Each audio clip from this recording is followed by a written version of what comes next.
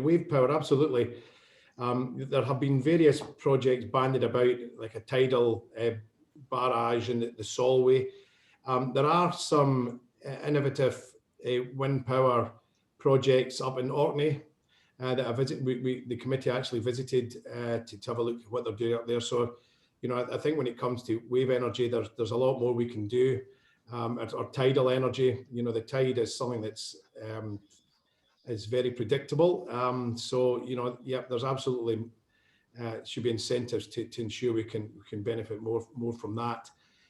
When it comes to housing and whatever, what we wanted to do is to increase the energy efficiency budget aligned to be closer to about 10% of the Scottish Government's capital budget allocation. So we absolutely agree that we need to have a transformative change when it comes to the energy efficiency of our houses.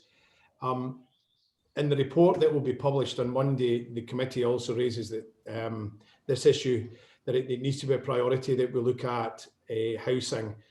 What we want to do is ensure that where practicable and achievable, and that's quite important because, as you say, there's some houses that are off grid that have stone walls which are very difficult to insulate. So it needs to be practicable and achievable, but we would like to see all houses and properties across Scotland achieve a EPC band C by 2030. That's something that was in our manifesto back in our publication back in 2017. So that's something we'd still stand by. We'd also require any new builds to maximise solar energy capture and install heat pumps in the design phase, so we don't have all this retrofitting.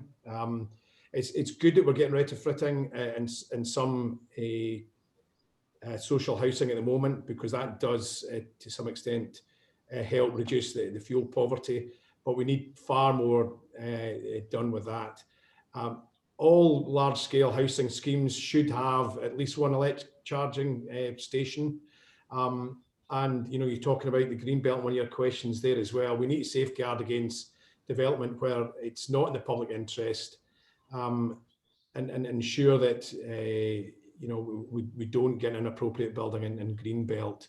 We've got plenty of brownfield sites where new developments using the latest technology and build is a far more acceptable and environmentally friendly solution. So yeah, we have lots of ambitions when it comes to housing, but certainly 10% of the Scottish Government's capital budget we would like to see put towards increasing the energy efficiency of the housing stock.